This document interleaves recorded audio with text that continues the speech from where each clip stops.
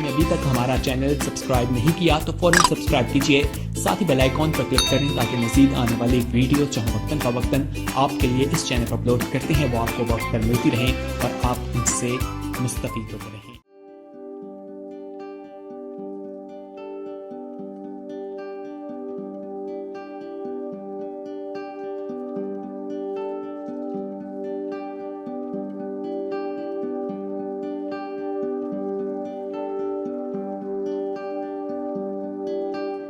Bible मुकद्दस को हम खोलें, यशाया नबी का सहीफा, उसका नामा बाब निकालें मेरे साथ और उसकी 6ठी और 7वीं 2 आयात मैं आपके सामने पढ़ूंगा। खुदा के पाक कलाम में इस तरह मरकूम है, इसलिए हमारे लिए एक लड़का तवल्लुद हुआ और हमको एक बेटा बख्शा गया और सल्तनत उसके कंधे पर होगी और उसका नाम अजीब, मुशीर, खुदाए कादिर, अब्दियत का बाप, सलामती का शाहजादा होगा।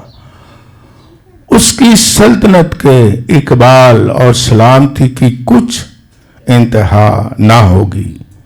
वो दाऊद के तख्त और उसकी ममलकत पर आज से अब तक हुक्मरान रहेगा और अदालत और सदाकत से उसे क़याम बख्शेगा।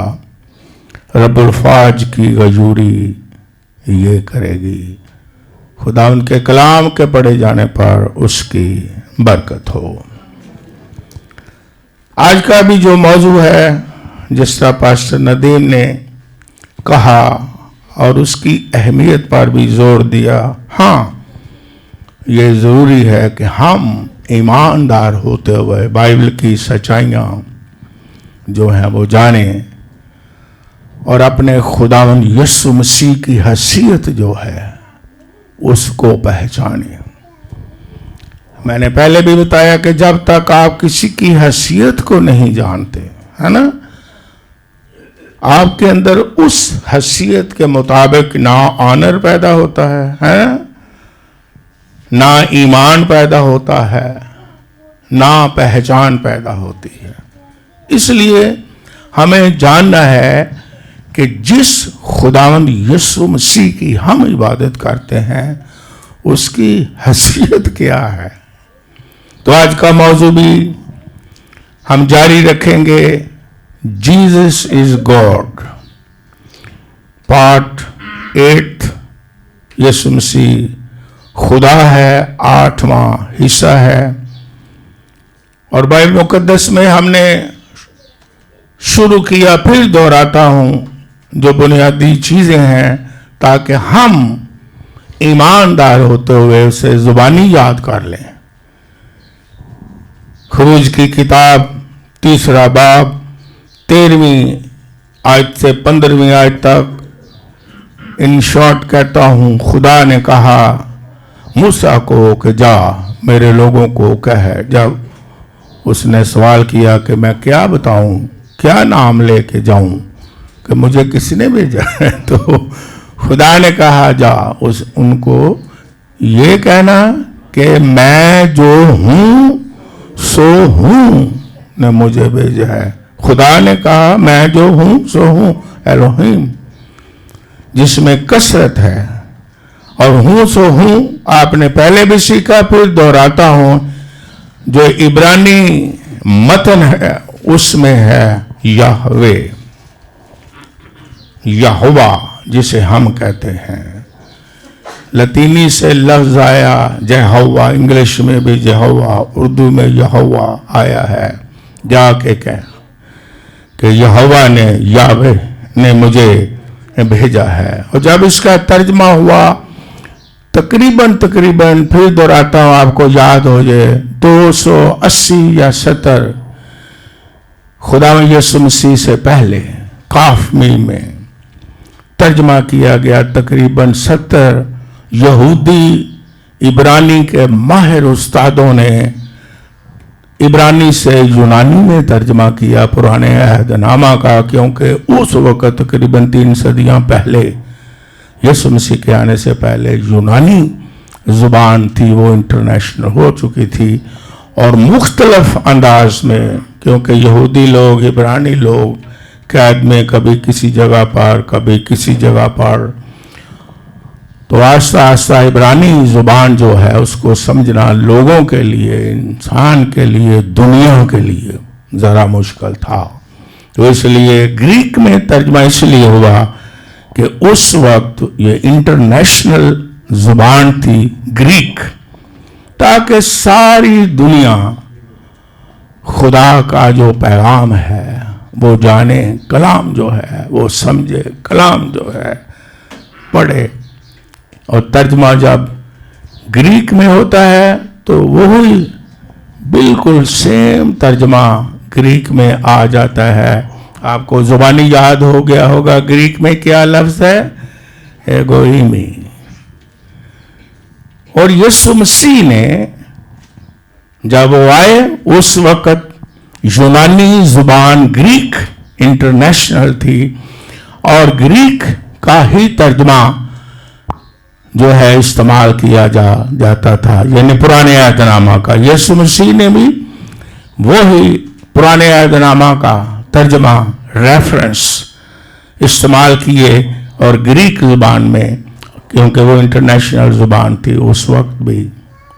और फिर ग्रीक के जो अल्फाज हम पढ़ते हैं नए अहदनामा में, जब यीशु मसीह कहता है वो अल्फाज इस्तेमाल उसने कहे, और उसमें लफ्ज़ आया है एगोइमी, जब उसने कहा दुनिया का नूर मैं हूँ। इससे पहले कि अब्राहम पैदा होता, मैं हूँ अल्फा और ओमेगा है, अच्छा चरवाहा, ये सेम वही लफ्ज़ इस्तेमाल हुए हैं जो तर्जमे में है, ग्रीक जुबान में है। और आज इस दुनिया में आपका हौसला बढ़ाता हूं सुनने वालों का, हिब्रू बाइबल भी है, ग्रीक में भी बाइबल है, और वो मौजूद है, म्यूजियम में भी मौजूद है, और पढ़ने वाले भी मौजूद हैं। आपका हौसला बढ़ाता, और पढ़ाने वाले भी मौजूद हैं। पाकिस्तान में भी, पाकिस्तान थियोलॉजिकल सेमिनरी से एक मेरा शागिर्द है, वो पढ़ा रहा है एक यूनिवर्सिटी में, ये जुबान हिब्रू पढ़ा रहा है, वो यहाँ से उसने पढ़ा। यानी कहने का मतलब क्या है कि आज भी कोई सीखना चाहे, है ना, समझना चाहे, तो यह कोई मुश्किल बात नहीं कि यीशु मसीह ने कई दफा कहा एगोइमी, क्या मतलब, मैं जो हूं सो हूं, अल्फा और ओमेगा मतलब क्या है, इसके मानी क्या है कि मैं खुदा हूं। और फिर ये भी मैंने बताया, आपको जुबानी आना चाहिए, खुदा और खुदाबंद बाइबल में, पुराने अहदनामा में, नए अहदनामा में खुदा भी है और खुदाबंद भी है। और यीशु मसीह ने जहां यह कहा मैं खुदा हूं, एक दफा नहीं कई दफा कहा, और यह भी कहा कि मैं खुदावंद हूं।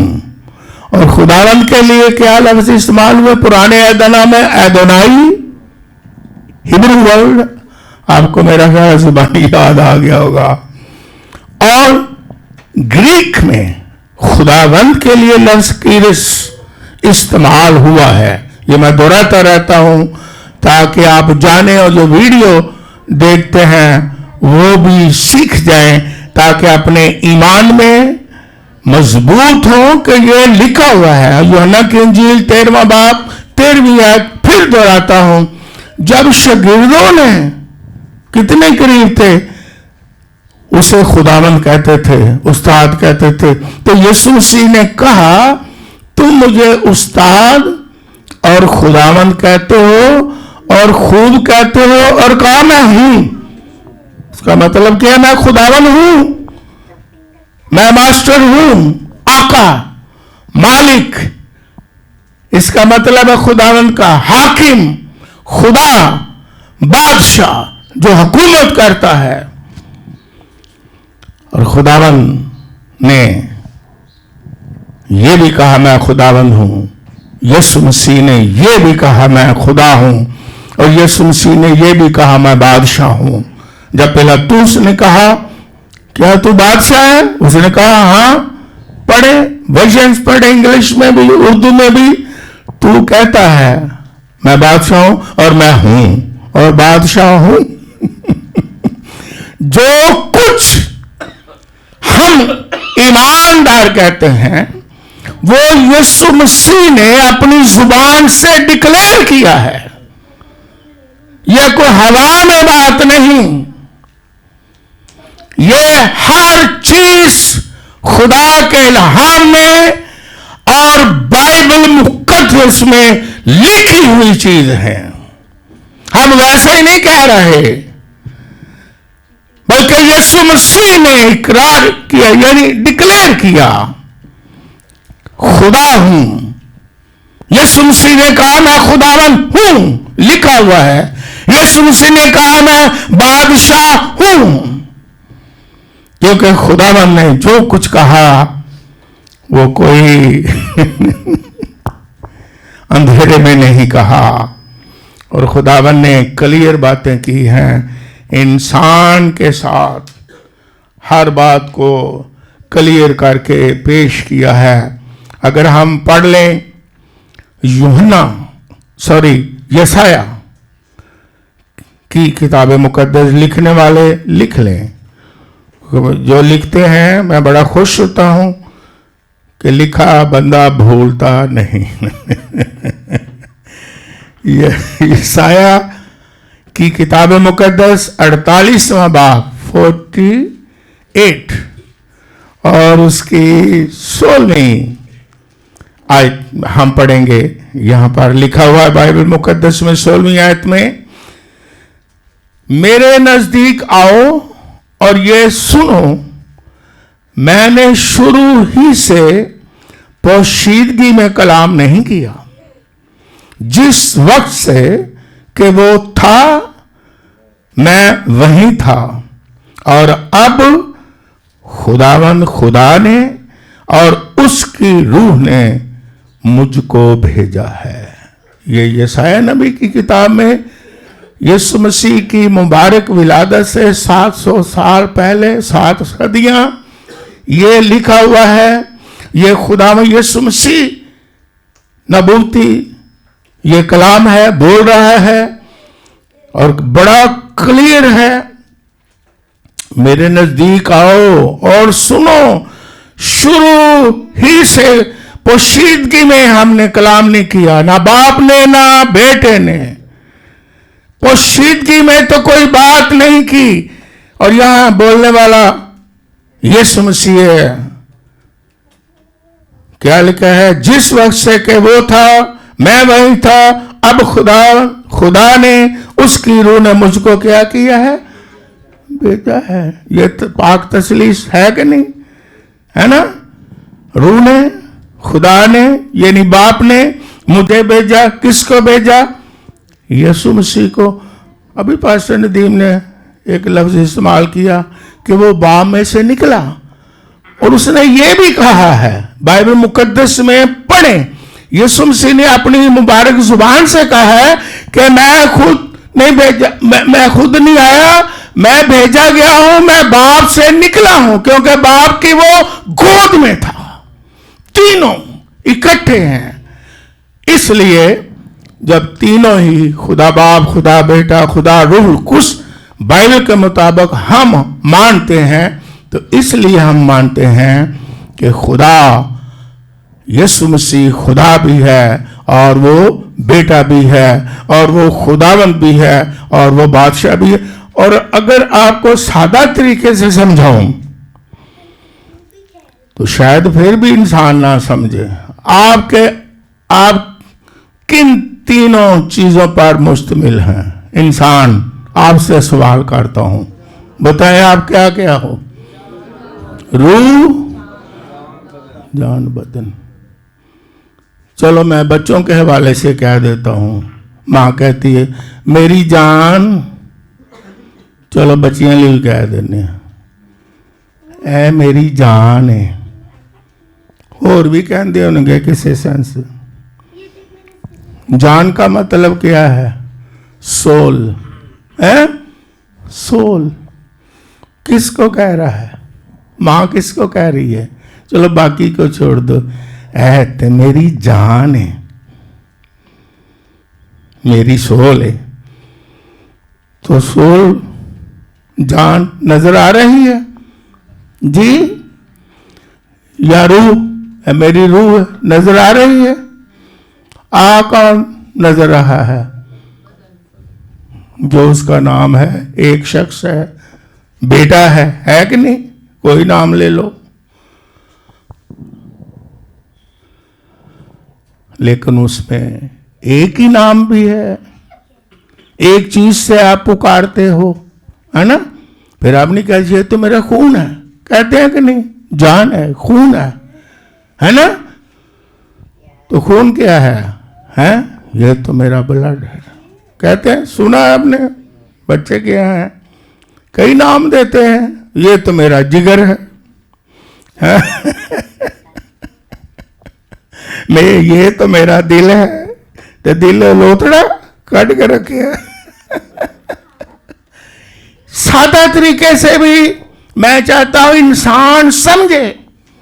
इसी तरह खुदा है, बाप है, बेटा है और रूह कुछ है। इस तरह यीशु मसीह बेटा भी है और वो खुदा भी है, और तीनों अपनी जात में, अपनी हैसियत में, अपनी माहियत में, अपने जलाल में, अपनी कुदरत में और अपने कामों में एक ही है। किसी ने सादा तरीके से कहा कि हाथी का बच्चा, हाथी और शेर का बच्चा और गधे का पुत्र और इंसान का पुत्र और खुदा का बेटा क्या है? वो नहीं मानते हैं, बाकी चीजों को मानते हैं, वो नहीं मानते खुदा का बेटा खुदा है। यीशु मसीह खुदा है, हाकिम है, बादशाह है, मास्टर है। और यहां हमने क्या पढ़ा बाइबल मुकद्दस में? ये कोई लुकी छुपी बात है? No no no, clear. खुदा ने कभी भी पोशीदगी में, अंधेरे में बातें नहीं की, साफ सीधी क्लियर कलाम में लिखी हुई बातें हैं। जब हम कहते हैं कि यीशु मसीह क्या है? खुदा है। और हमने आज जो हवाला पढ़ा, क्या पढ़ा? यशायाह नबी का सहीफा, कि हमको एक बेटा बख्शा गया, और आगे क्या लिखा है? और सल्तनत उसके कंधे पर होगी। हम जाने, जिस तरह मैंने शुरू में कहा, हम जाने कि जिसकी हम इबादत करते हैं उसकी हैसियत क्या है। वो खुदा है, खुदावंद है, बादशाह है, हाकिम है, हुक्मरान है, और अब तक हुक्मरान है। ये भी हमने पढ़ा बाइबल मुकद्दस में, अभी हमने पढ़ा है। और हमारा जो बादशाह है, जिसकी हम इबादत करते, पैरवी करते हैं, हमारे बादशाह में बहुत खूबसूरत खूबियां हैं। हालेलुया। वो यूनिक है। जिस तरह उसकी पैदाइश भी यूनिक है, उसकी मसलूबियत यूनिक है, उसके काम यूनिक हैं, और उसकी बादशाहत भी यूनिक है, लासानी है, और वो ऐसा बादशाह है, उसकी खूबियां इतनी खूबसूरत, इतनी अच्छी, इतनी बड़ी हैं कि हम सारी उम्र खूबियां बयान करते चले जाएं तो खत्म नहीं हो सकती। वो लामहदूद है। लेकिन चंद बातें तो हम सीख सकते हैं। हमने ये सीखा पिछले इतवार कि सल्तनत ऐसा बादशाह है, सल्तनत उसके कंधे पर होगी, किंगडम उसके कंधों पर होगी। और हमने क्या सीखा था बाइबल मुकद्दस में कि इसका मतलब, इसके मानी क्या है? कंधों पर बादशाह, ऐसा खुदावंद है। चलो पिछले त्योहार हमने क्या सीखा था, उससे पहले नहीं, इसके क्या माने हैं कि वो कंधों पर उठाने वाला, बोझ को उठाने वाला, ये भी सीखा था। और सारे बोझ उठाने वाला, और हर रोज बोझ उठाने वाला। और उसने हमारे तमाम बोझ, गुनाह के बोझ हैं, हर तरह का बोझ जो दुनिया में हम महसूस कर सकते हैं या है हम पर, उसने खुद उठाया। ऐसा बादशाह को है जो दुनिया के बोझ उठाए, जो लोगों के बोझ उठाए? सिर्फ खुदावंद यीशु मसीह है जो अपने लोगों के बोझ उठाता है और हर रोज बोझ उठाता है।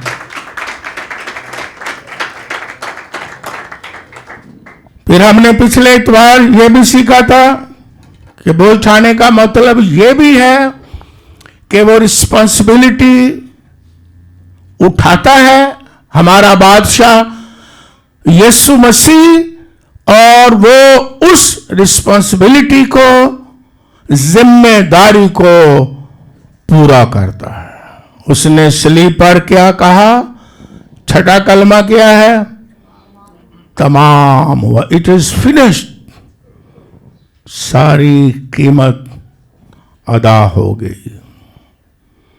जिस काम के लिए, जिस मंसूबे के लिए खुदावंद यीशु मसीह आया, बाप बेटा रूह कुस का मंसूबा था। अभी मैंने हवाला भी पढ़ा है एक मंसूबे के तहत वो मंसूबा कहाँ जाके पूरा होता है? कलवरी की चोटी पर, जब खुदावंद यीशु मसीह कफारा देते हैं हमारे गुनाहों का, जब सलीब पर जान दे देते हैं हमारे लिए, हमें गुनाहों से रिहाई देने के लिए, गुनाहों से छुटकारा देने के लिए, गुनाहों से निजात देने के लिए। तो तब यीशु मसीह ने कहा क्या हुआ है? पूरा हुआ है। क्या हुआ है? तमाम हुआ है। और सारी कीमत पूरी की पूरी क्या की गई है? चुका दी गई है। अब किसी चीज की कमी पीछे नहीं रह गई है, यह याद करें। लेकिन बाइबल मुकद्दस में 53वां बाब यशायाह नबी का सहीफा 53 की पहली ही आयत पढ़े, लिखने वाले लिख सकते हैं। तो यहां पर लिखा है कि वो आदमियों में मरदूद और उसकी तहकीर की गई, वो मर्दे गमनाक। ये पढ़ लेना, लिख लें। और फिर ये भी लिखा है कि वो हमारी खातर मर्दे गमनाक बना। यीशु मसीह हमारे गमों को उठाने वाला, उसकी तहकीर भी की गई। लेकिन आगे एक लफ्ज लिखा है जो मैं तो पढ़ के चौंक गया। लिखा है लेकिन हमने उसकी कुछ कदर ना जानी। उसने तो हमारे गमों को बर्दाश्त किया और उसके अपने लोगों ने उसे ना पहचाना, उसकी कदर ना की। इसलिए पतरस रसूल ईद पेंतिकोस्त के दिन कहता है कि इस्राएल का सारा घराना जान ले कि तुमने उसी यीशु को जिसे तुमने मसलूब किया, मतलब रद्द किया, तहकीर की, उसी को खुदा ने खुदावंद भी किया है और मसीह भी किया है। और उनके दिलों पर चोट लगी और कहा कि अब हम क्या करें? हमने तहकीर की, हमने कदर नहीं की। वो अपनों के घर आया, अपनों ने उसे कबूल ना किया। हमने उसकी कुछ कदर ना जानी और ना कदरी एक तो उन्होंने की और ना कदरी और भी दो तरीकों से है। एक तो उन्होंने ना कदरी की, बड़े ध्यान से सुनना जो मैं बात कहने लगा हूं। एक तो ना कदरी उन्होंने की जिन्होंने उसे पहचाना नहीं, है ना। और यीशु मसीह ने सलीब पर कहा है, बाप इनको माफ कर, ये नहीं, उन्होंने पहचाना नहीं। लेकिन आज उसके बाद, सब कुछ तमाम होने के बाद, कफारा देने के बाद, सब कुछ पूरा करने के बाद, उसे पहचानने के बाद उन्होंने बेकदरी की जिन्होंने पहचाना नहीं, और आज कुछ वो भी बेकदरी कर रहे हैं जिन्होंने पहचाना भी है। वो कदरी क्या है? आज भी यीशु मसीह की बेकदरी हो रही है। निकाले हम कुलसियों के नाम, पौलुस रसूल का खत, उसका दूसरा बाब हम निकालें। कुलसियों के नाम, पौलुस रसूल का खत, उसका दूसरा बाब, और उसकी मैं पढ़ूंगा आपके सामने 14वीं और 15वीं आयत। लिखा है, बड़े ध्यान से सुने। लिखा है, और हुक्मों की वो दस्तावेज मिटा डाली जो हमारे नाम पर, यह नया अहदनामा की बात है, जो हमारे नाम पर और हमारे खिलाफ थी, उसको सलीब पर कीलों से जड़कर सामने से हटा दिया। उसने हकूमतों और इख्तियारों को अपने ऊपर से उतार कर उनका बरमला तमाशा बनाया और सलीब के सबब से उन पर फतह याबी का शादियाना बजा दिया। पौलुस रसूल कुलसे की कलीसिया को लिख रहा है, कलीसिया को लिख रहा है, और उन्हें बता रहा है, उन्हें सिखा रहा है, उन्हें यकीन दिला रहा है कि हुक्मों की वो दस्तावेज जो हमारे खिलाफ थी गुनाह की वजह से, यीशु मसीह ने क्या कर दी है?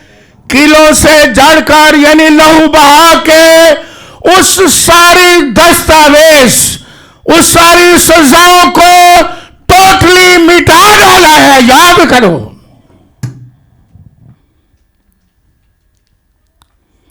और सलीब पर इख्तियार वालों, हुकूमत वालों पर फतह का शादियाना बजा दिया।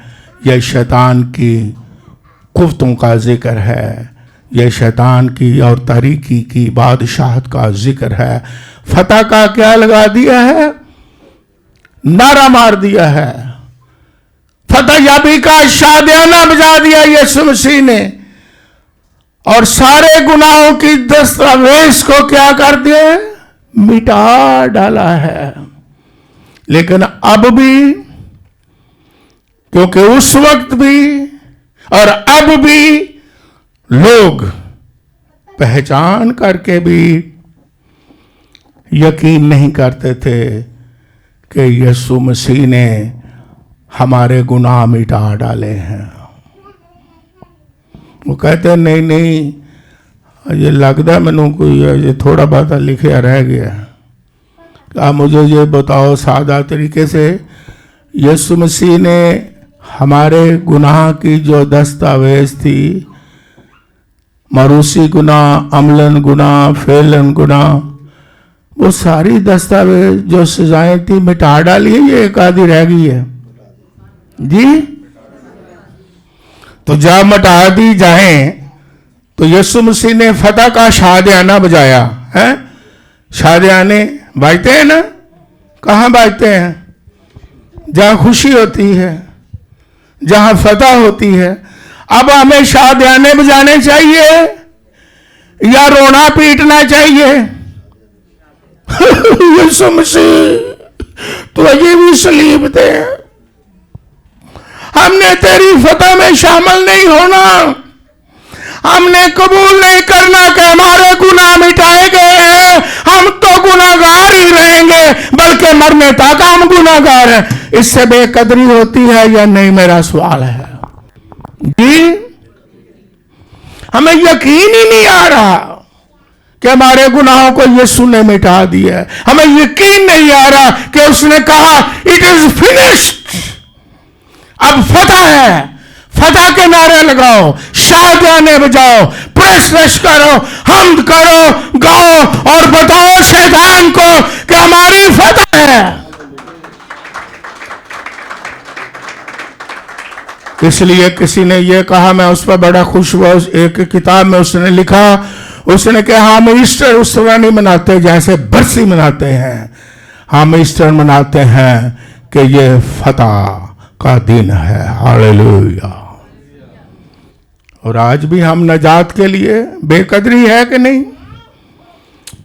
उसने सारा कहता है मैं काम खत्म कर दिया, ऐसे कहने नहीं नहीं, हमें नजात के लिए अभी भी टाट पहनना है, हमें नजात के लिए अभी भी काले कपड़े पहनने हैं, अभी भी हमें नजात के लिए रेंगना, अभी भी हमें नजात के लिए खाक लगानी है। इससे बेकदरी होती है कि नहीं? अच्छा, मैं सवाल करूंगा, जवाब आप देंगे ताकि पता लगे कि आप सुन रहे हैं। बाकी समझे, बाकी छोड़ दें। शैतान को खुदा ने क्या सजा दी? आप बाइबल को पढ़ने वाले हैं, क्या सजा दी? जो बता देगा उसके लिए इस वक्त तालियां ही हैं। क्या कहा कि तू अपने पेट के रेंगेगा, लिखा हुआ है? और उम्र भर क्या चाटेगा? खाक चाटेगा। तेरे लिए खाक, ये लामती तौर पर है, वैसे सांप चूहे भी खाता है, खरगोश भी खाता है, गोश्त खाता है। ये लामती जुबान में आपको बता रहा हूं, कहते नहीं मुहावरा है ताकि आपको समझ हो जाए खाक में बड़ी खूबसूरती है, हाय हाय हाय बड़ी फतह है। कहते नहीं इसके मुंह में खाक, सुना है मुहावरा? किदे मुंह च खाक, जिदे च बड़ा ही गुस्सा है। तेरे मुंह च मटन मुटन को नहीं, तेरे मुंह च खाक, तेरे सिर च खाक, भावें मत्थे ते ला लो, खाक ही है ना। तो इस सजा खाक दी किन्नू मिली है जी? शैतान। ते रींग कर चलना ये किसको मिल गया? तो अगर आज भी हम ये गौर करें, हमने उसकी कुछ कदर, हम इस तरह से बेकदरी करते हैं उसके पाक मुबारक लहू की, उस कफारा की बेकदरी करते हैं। अगर आज भी हम ना माने, पहचान के भी ना माने, और इब्रानियों के खत में लिखा है कि जिन्होंने एक दफा पहचान लिया, लिखा है, और जान बूझकर वो गुनाह करे उसके लिए अब कोई कुर्बानी बाकी नहीं। हाँ, एक बाकी चीज है, उनको अदालत का सामना करना पड़ेगा। ये बाइबल में लिखा हुआ है इब्रानियों के खत में। उनके लिए अब अदालत होगी, खुदा उनको सजा देगा, बेटा उनको सजा देगा कि तुमने मेरी बेकदरी की, तुमने मेरे काम को जो मैंने पूरा कर दिया उस पर यकीन नहीं किया। क्या यकीन है कि खुदा ने मैं निजात दी है? हैं? या ये भी निजात पाने की जरूरत है? बताएं जरा, या कुछ करने की जरूरत है? उसने क्या कहा? तमाम हुआ, सारी कीमत अदा हो गई है। उसके लहू में कमी है? इब्रानियों के खाते ही में लिखा है, नोट कर लें, कि उसने बैलों और बकरों का खून लेकर नहीं बल्कि अपना ही खून लेके क्या किया? एक ही बार वो कुर्बान हो गया और अपना खून लेके हमें अबदी क्या करा दी? खलासी करवा दी। अबदी खलासी, अबदी तौर पर। अब हमें, अच्छा, मैं आपको इसको और क्लियर करता हूं ताकि आपको समझ आ जाए, सुनने वालों को भी, जो वीडियो भी सुने। मान लिया कि पुराने अहदनामा में लोग खाक पर बैठते या खाक सर पर डालते तो वो तौबा करते थे। हाँ, यस, हाँ, उन्हें जरूरत थी। हाँ, यीशु मसीह ने अभी तक कफारा नहीं दिया था। हाँ, यीशु मसीह ने अभी तक लहू नहीं बहाया था। हाँ, वो बैल भी देते थे। हाँ, वो बकरे भी देते थे। चाहे 1 साल की मुआफी उन्हें मिलती थी और दूसरे साल फिर बैल। और अब मुझे ये बताएं, सादा तरीके से समझाता हूं, राख लगा लेती है तो बैल बकरे भी दियो ना, तो पैसे लग देने। मुआफी के लिए पुराने ऐदनामा में फिर कुर्बानियां नहीं दी जाती थी। ओके, बैल कुर्बान नहीं किए जाते थे। ओके, बड़े ज़बा नहीं किए तो वो देते नहीं। कहते नहीं भाई, ये देते पैसे लग देने। ये खुदा ने सानू आजाद कर देता है, कुर्बानियां तो आजाद हो गए हैं, लेकिन थोड़ा जिना काम में असी रख लेने। इस केड़ा पैसा लगता? लाने वाला भी होर, बनाने वाला भी होर। ये देखें जरा, आज के लोगों की जो ना समझ हैं, इल्मे लाहयात से ना वाकिफ हैं, वो जहाँ पैसा आता है वहाँ नहीं काम करते। ना ना ना ना, मिसाल ही ले लो, चलो समझाना ही है। जितने को दिया यकी दिन ओए ते जी मूसा दी शरीयत चले है। हाँ? कुर्बानी ये ते जी मूसा दी शरीयत चले है। तो मूसा की शरीयत में बाकी काम जो पुराने अहदनामा में होते थे वो सारे के सारे यीशु मसीह के मुबारक लहू के बहाए जाने के बाद वो खत्म हुए हैं या नहीं हैं? या फिर वो भी करें या बैल बकरे भी दो हैं? अगर खाक दे बह के तौबा करनी है तो फिर बैल बकरे भी दो, ले आओ, पालो। वैसे आपने कहना है महंगाई बढ़ी, बजाय इसका कि खुदा का शुक्र करें, बजाय इसका कि फतह के नारे लगाए। यीशु मसीह ने तो सलीब पर फतह का शादियाना बजाया है, तो हम भी शादियाने बजाएं, हम भी खुशियां मनाएं, हम भी झूमें और गाएं कि यीशु मसीह ने तमाम कर दिया, पूरा कर दिया, हमें आजाद कर दिया। एक शख्स ने मुझे फोन किया, ये भी एक पता नहीं कहां से इस्तेलाह है दूसरे लोगों की, जी मेरे लिए दुआ करो। मैं क्यों? ताकि खुदामंद आसानियां पैदा करे।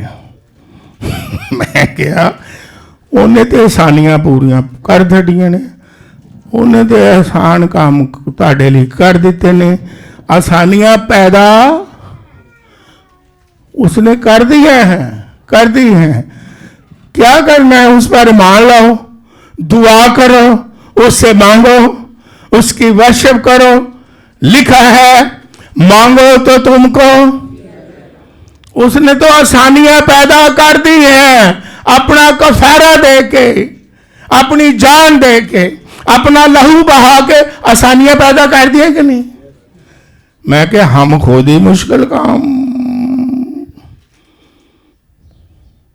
इसलिए याद रखें कि हम अपने रवैयों से, अपने एक्शन से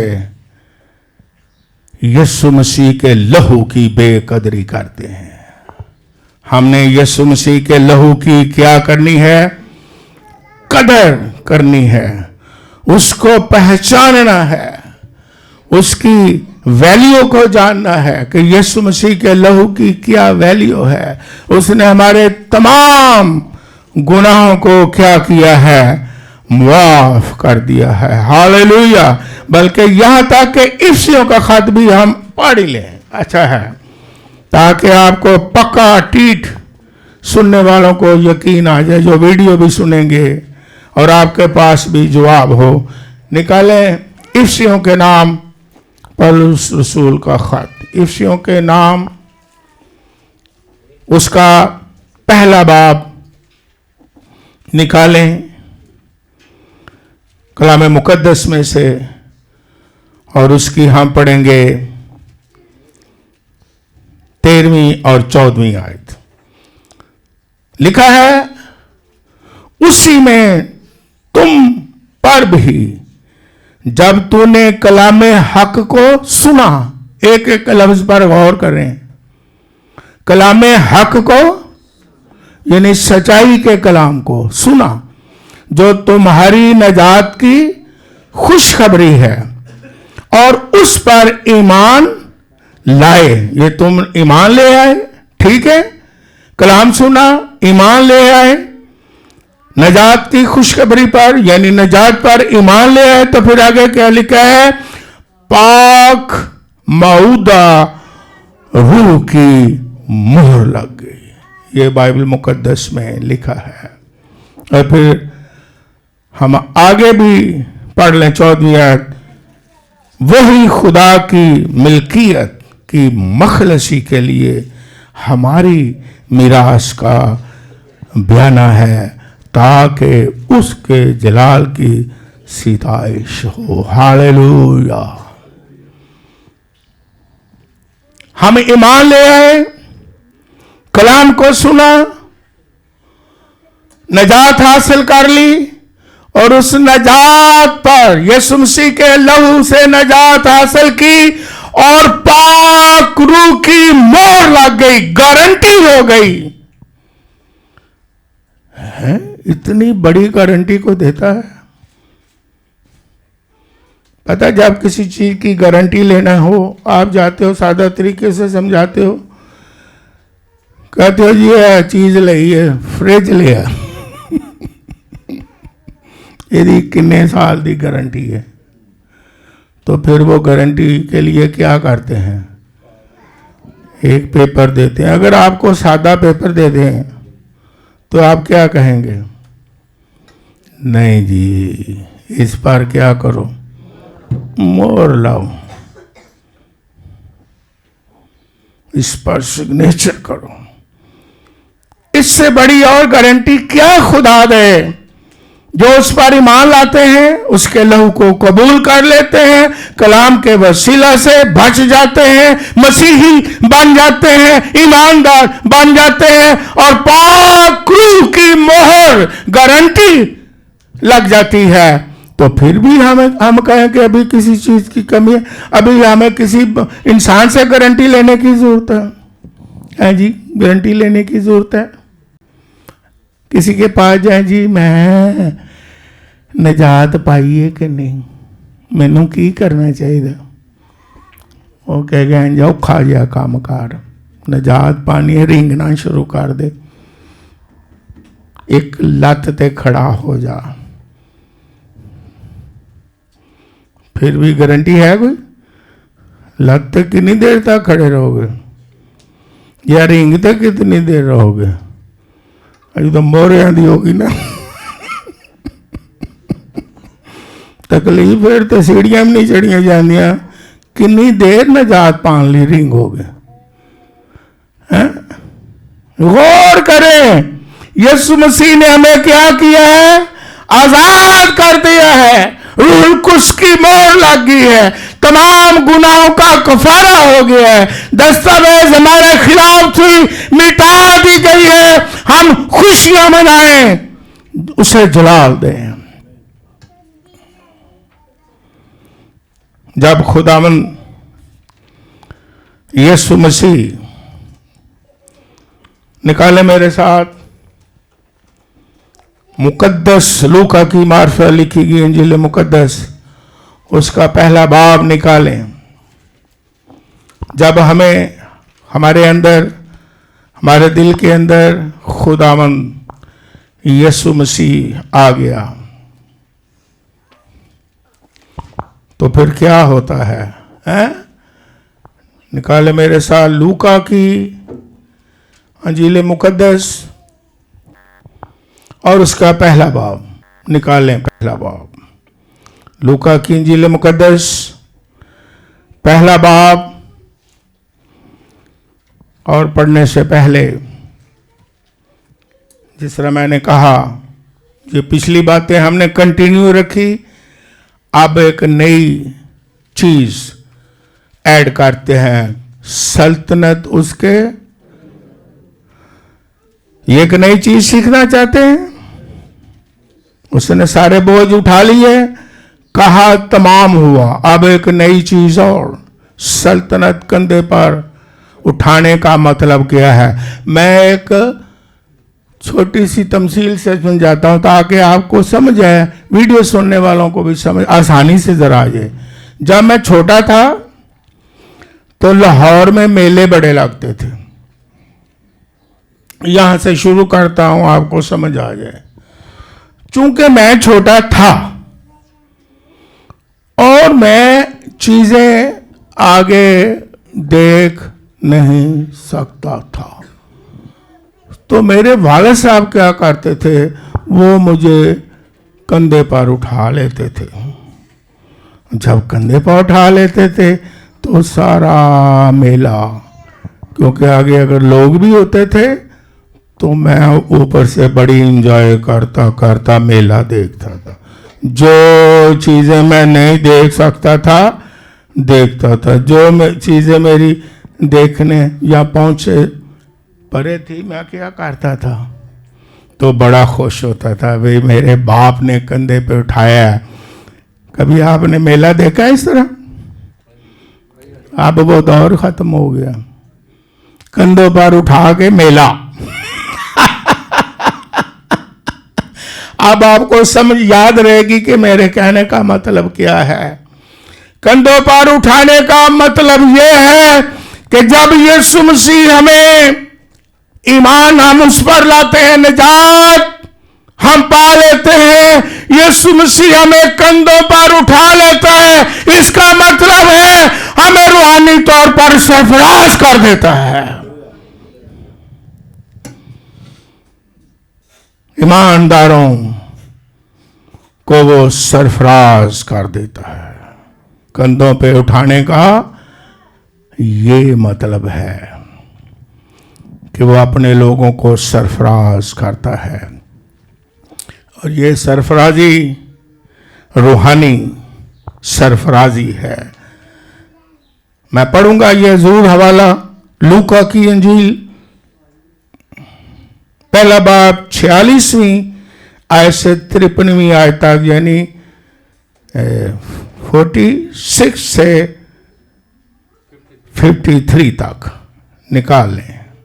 ये पढ़ना बड़ा जरूरी है ताकि याद रहे। बाइबल लिखा है, जब खुदावंद यीशु मसीह मुकद्दसा मरियम के बतन में आ जाता है ना, पैगाम को वो कबूल कर लेती है, तो फिर क्या ये मुकद्दसा मरियम का गीत है। ये लिखा है, फिर मरियम ने कहा, मेरी जान खुदावंद की बड़ाई करती है, मेरी रूह मेरे मुनज्जी खुदा से खुश हुई, क्योंकि उसने अपनी बंदी की पस्त हाली पर नजर की। और देख, अब से हर जमाने के लोग मुझको मुबारक कहेंगे, क्योंकि उस कादिर ने मेरे लिए बड़े बड़े काम किए हैं और उसका नाम पाक है, और उसका रहम उन पर जो उससे डरते हैं पुष्ट दर पुष्ट रहता है।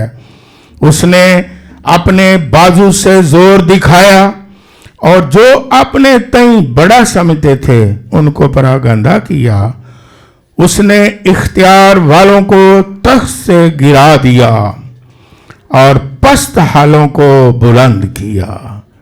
उसने भूखों को अच्छी चीजों से सैर कर दिया और दौलतमंदों को खाली हाथ लौटा दिया। ये मुकस्सा मरियम का क्या है? गीत है। जब मुकस्सा मरियम कलाम को कबूल करती, वो जान जाती है, तो वो क्या कहती है? खुदा ने अपनी बंदी की पस्त हाली पर क्या की है? ये रूहानी वो समझ गई, ईमानदार थी, उसने खुदा का पैगाम भी कबूल किया, यीशु मसीह को अपने वतन में आने के लिए भी क्या किया? कबूल किया। तो वो अपनी रूहानी सरफराजी पर फख्र महसूस करती है। अभी उसके पास कोई ऐसी चीज थी जिस पर उसने कहा, तूने अपनी बंदी पर पस्तहाली पर गौर किया है और पस्ती से क्या बख्श दी है? सरफराजी बख्श दी है। उसके पास अभी कोई ऐसी चीज आई दुनियावी? और क्लियर कट ही बताता हूं।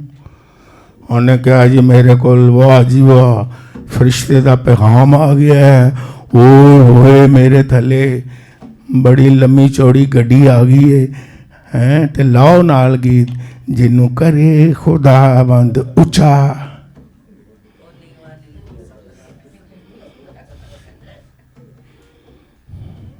सरफराजी क्या समझते हैं? कभी यीशु मसीह आया वतन में, कलाम को कबूल किया, तो कहती है तूने अपनी बंदी की पस्त हाली पर क्या की है? तूने दौलतमंदों को क्या किया? खाली हाथ लौटा दिया। इख्तियार वालों को तख्त से गिरा दिया है। अब हर जमाना के लोग मुझे क्या कहेंगे? मुबारक कहेंगे। और उसने क्या क्या किया? यहां क्या लिखा है कि मेरी जान खुदावंद की क्या करती है? बड़ाई करती है। मेरी जान सिर्फ जिस्म ही नहीं, मेरी जान, मेरी सोल। और फिर क्या वो कहती है? और मेरी रूह मेरे मुनज्जी खुदा से। मुनज्जी का मतलब क्या है? नजात देने वाला कौन है? फरिश्ते ने क्या पैगाम दिया? तेरे यहां बेटा होगा, वो ही अपने लोगों को उनके गुनाहों से क्या देगा? तो यीशु मसीह ने कहा, मेरे मुनज्जी खुदा से मेरी रूह भी क्या है? खुश है। मेरी जान भी बड़ाई करती है और मेरी रूह भी क्या है? खुश है। ये सरफराजी है। जिन्होंने यीशु को कबूल कर लिया, ईमान ले आए, वो समझे कि जो बादशाहों का बादशाह है वो मेरा मुनज्जी, मेरा निजात देंदा, मेरा खुदा है। मैं उसकी बड़ाई करता हूं। इंग्लिश में लफ्ज लिखा है मैग्नाफाई, और पढ़े लिखे लोग जानते हैं। इंग्लिश वर्जन में लिखा है मैग्नाफाई, यानी थोड़ी भी चीज है उसे बड़ा बुलंद करना, खुदा को बड़ा बनाना। मैग्नीफाई एक, आप पढ़े लिखे तो जानते ही होंगे, लेकिन चलो सबके लिए कहते हैं कि शीशा होता है सादा जुबान में, जो नहीं पढ़े वो भी समझ लें। वो छोटी चीज को क्या करता है, ये है लफ्ज इस्तेमाल हुआ। हम कहते हैं छोटी छोटी बरकत, हाँ हम किस तरह उसे खुदा को करें, बड़ा अजीम है, बहुत बड़ा है, बड़ी शुक्रगुजारी है। हम तो कहते हैं ना, क्योंकि आपको भी तजर्बा है, मैं वैसे पास्टर हूँ, बस जी दुआ करो, मैं क्या कि कोई एडी बरकत मिले, इको वरी मैं शुक्रगुजारी करा। मैं है एडी तेन पता नहीं हूँ किन्ने साल नंगे ने मिलनी। हम छोटी छोटी, हम सेहत और जिंदगी, हम नजात की कोई कदर कीमत, हम पाक रूह की कोई कदर कीमत। पारी साहब जी दुआ करो, बहुत बड़ा मार्का, ओए होए होए होए। फिर मैं बड़ी वड्डी सारी शुक्रगुजारी करनी, मैं वो किंज दींदी।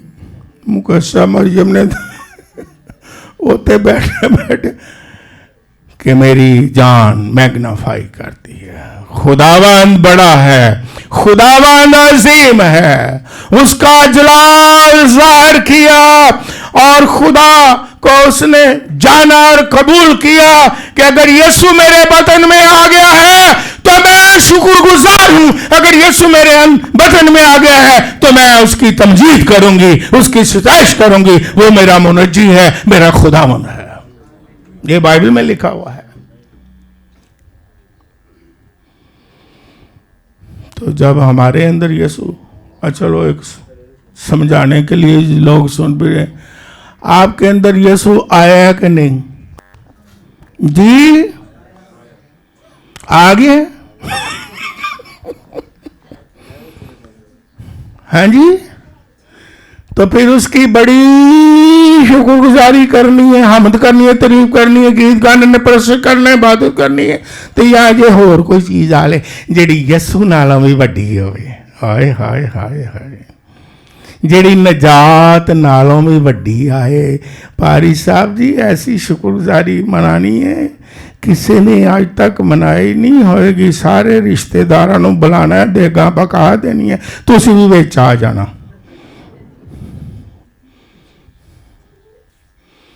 मठियाई दे डिब्बे आ रहे ने, आ बरकत दी जे खुदा ने, होए होए होए, आ चीज दी जे खुदा ने, खाओ जेड़े कदी गिरजे भी नहीं आए, खाओ।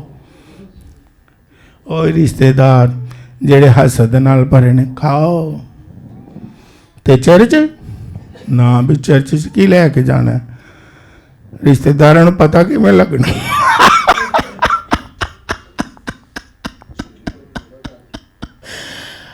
हम ना शुक्रगुजारी करके भी ईमानदार होते हुए उसकी नजात और लहू की बेकदरी करते हैं, और ना शुक्रगुजारी कलाम मुकद्दस के मुताबिक बहुत बड़ा गुनाह है।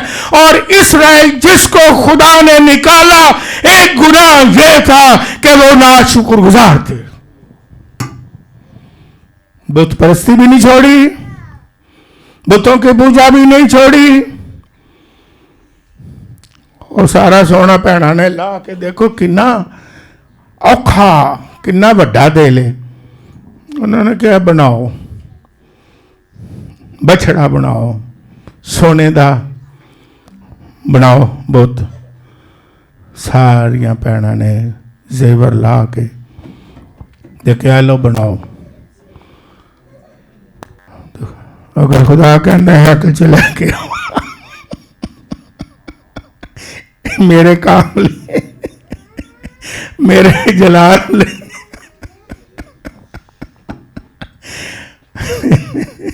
ना भाई एडी एडी शुक्रगुजारी करनी जे, एडी एडी। अच्छा तुसी मैनूं दसो एडी एडी शुक्रगुजारी करनी है? या एडी एडी क्या मुकद्दसा मरियम कह रही है? मेरी जान खुदा की बड़ाई मैग्नाफाई करती है, उसे मैं बड़ा बनाती हूं। और फिर क्या कहती है? मेरी रूह अपने मुनज्जी खुदा से खुश है। रिजॉइस्ड इंग्लिश वर्जन में है, एक होता है हैप्पी, ग्लैडनेस, रिजॉइसिंग। यहाँ लफ्ज इंग्लिश वर्जन में पढ़े रिजॉइसिंग। ये तीसरी डिग्री है खुशी की। हैप्पी का मतलब क्या है? समथिंग इज हैपन, है ना, कुछ ना कुछ हो गया, शुक्र। नहीं होया ना शुक्र, हो गया शुक्र। फिर ग्लैडनेस भी ठीक है, दूसरा दर्जा है।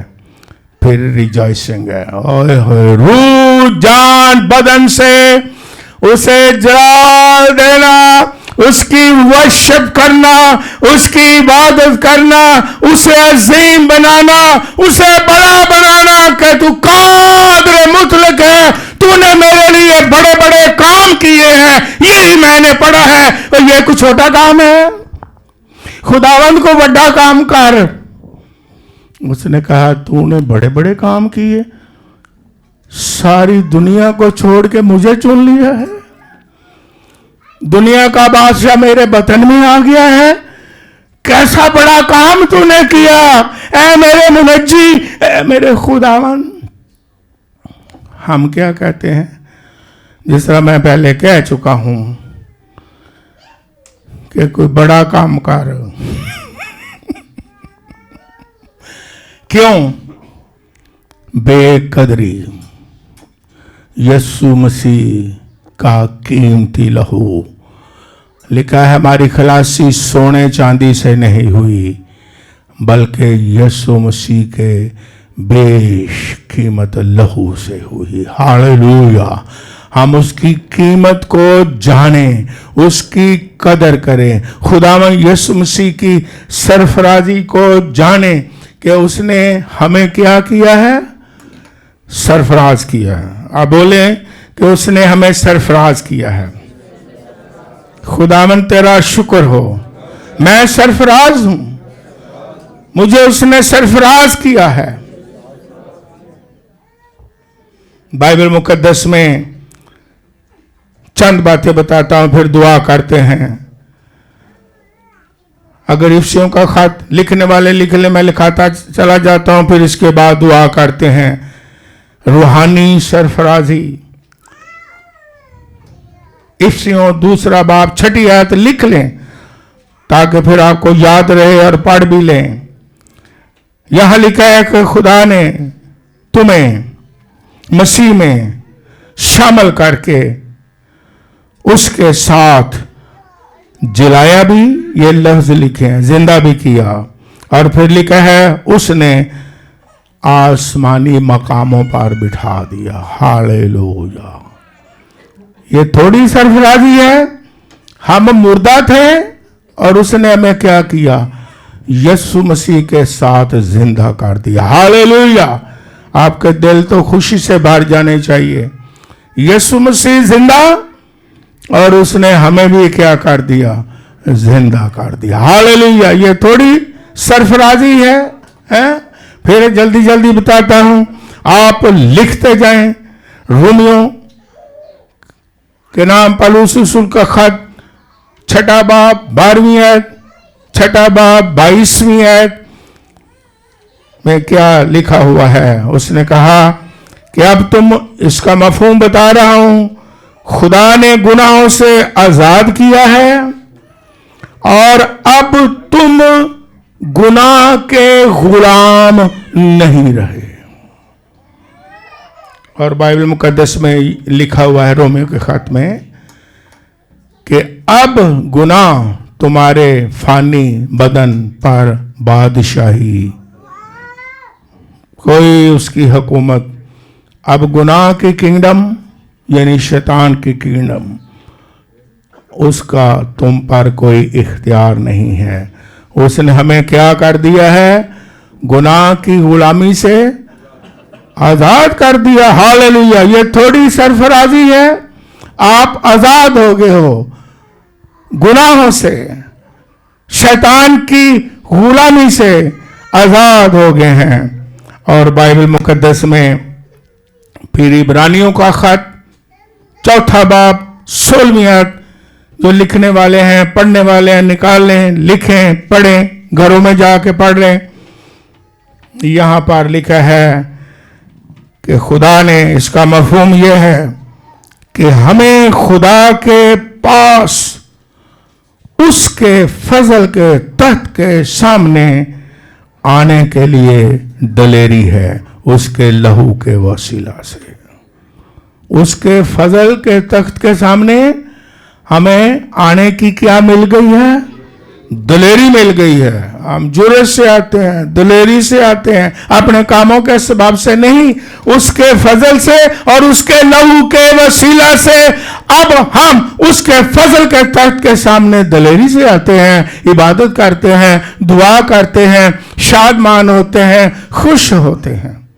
लेकिन पुराने अहदनामा में कोई आ सकता था?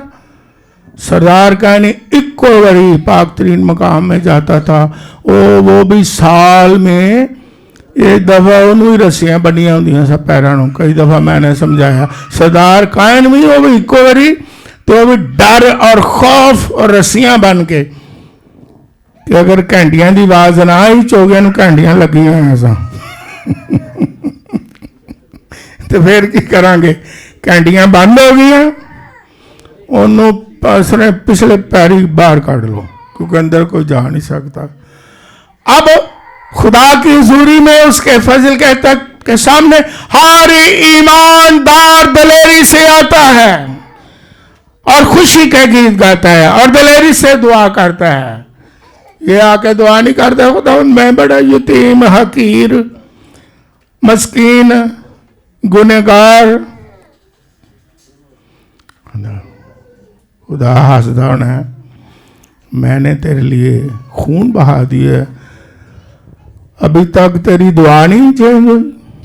मैं गुनहगार, जिस तरह मैंने पिछली दफ़ा भी बताया था कि मैं गुनहगार है भी कुछ चेयरमैन नहीं है, गुनहगार सारी उम्र लाना है अपने नाल। मैं गुनहगार, हमें दलेर का ही किया कि नहीं? फिर बाइबल मुकद्दस में क्या लिखा है?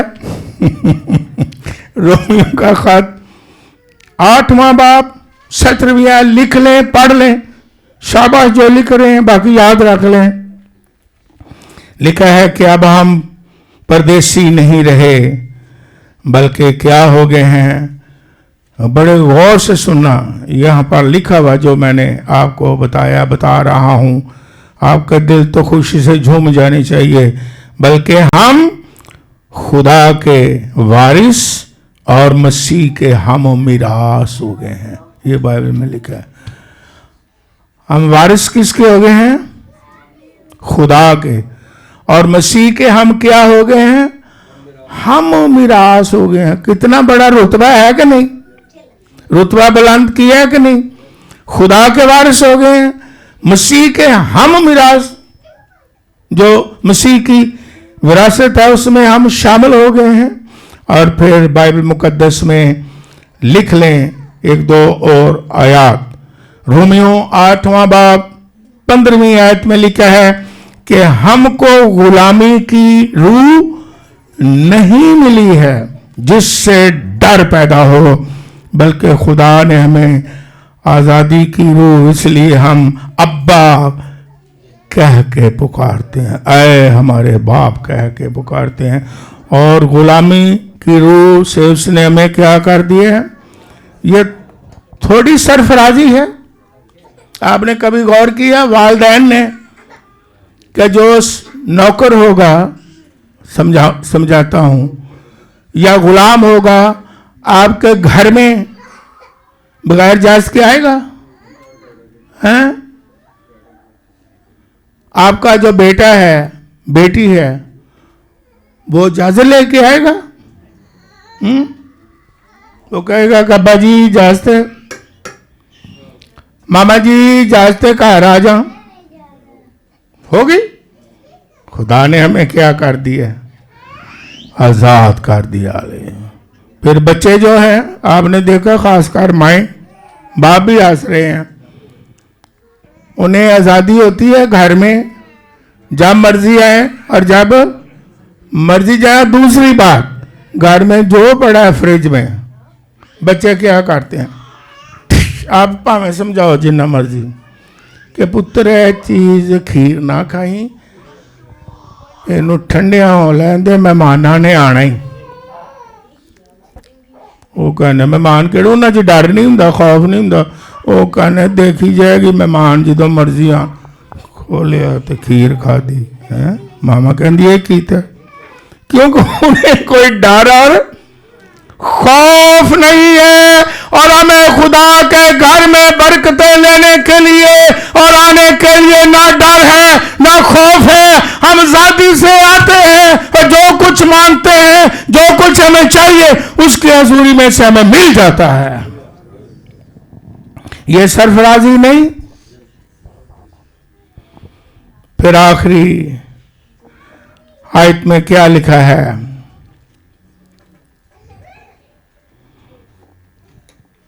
ये लिख लें, आखिरी आयत दोहराता हूं।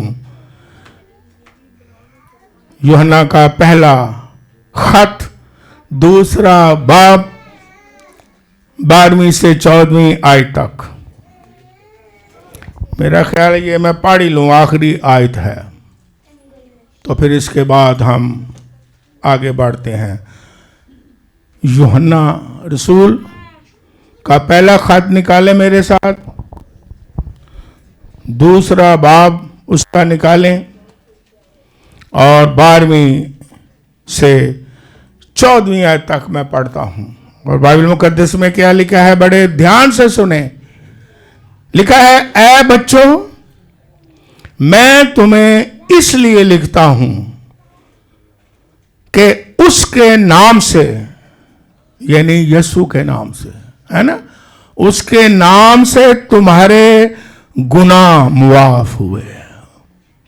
उसके नाम से है बच्चों, तुम्हारे गुनाह क्या हो गए? वो भी यकीन दहानी करवा रहा है। आप कहो हमारे गुनाह मुआफ हो गए हैं, बोले। मैं भी कहता हूं, वो दोहराता हूं, ऐ बच्चों तुम्हारे गुनाह यीशु मसीह में मुआफ हो गए हैं। बोलो कि हमारे गुनाह, या ये माफी चाहिए। ये बाइबल की बातें हैं, कलाम की। यकीन यकीन यकीन। और फिर आगे क्या लिखा है, ऐ बुजुर्गों, अगो बुजुर्गों नाल भी गल हो रही है, मैं तुम्हें इसलिए लिखता हूं कि जो इब्तिदा से है उसे तुम जान गए हो। बुजुर्गों, तुम जान गए हो। फिर आगे क्या लिखा है, ऐ जवानों, जवानों से भी वो मुखातिब है, ऐ जवानों, मैं तुम्हें इसलिए लिखता हूं कि तुम उस शरीर पर गालिब आ गए हो। बोलो, हम शरीर पर गालिब आ गए हैं। ये बाइबल में लिखा हुआ है। आपको डर तो नहीं कहने के लिए, या शैतान के गया कि मैनू क्या जी तानू फड़ लेना रात नूं। कहो हम शैतान पर गालिब आए हैं। ये बाइबल की बातें हैं, यकीन करें, ईमान लाएं। फिर आगे क्या लिखा है, ऐ लड़कों, मैंने तुम्हें इसलिए लिखा है कि तुम बाप को जान गए हो। यह सरफराजी थोड़ी है, आप शरीर शैतान पर गालिब आए हो। हम शैतान से, शरीर से डरने वाले नहीं, उसके लहू के वसीला से हम शरीर पर गालिब हैं और उसने हमें मुआफ कर दिया है। आप मेरे पीछे बोलें, यीशु मसीह ने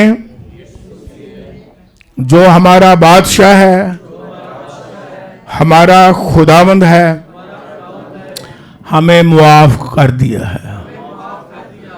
हमारे सारे गुनाहों को मिटा दिया है। हम उसके वसीला से शरीर पर गालिब आ गए हैं। अब गुनाह हमारे फानी बदनों में बादशाही नहीं कर सकता। अब हम मुकस्सा मरियम की तरह उसकी बड़ाई करते हैं, उसकी शुक्रगुजारी करते हैं, उसे जलाल देते हैं, उसे बड़ा बनाते हैं, क्योंकि वो हमारा मुनज्जी है। हमारी रूह भी खुश है, हमारी जान भी खुश है, और हम उसकी सिफारिश करेंगे और उसे जलाल देते रहेंगे। खुदा में यीशु मसीह नासरी के नाम में खुदा आपको बरकत दे।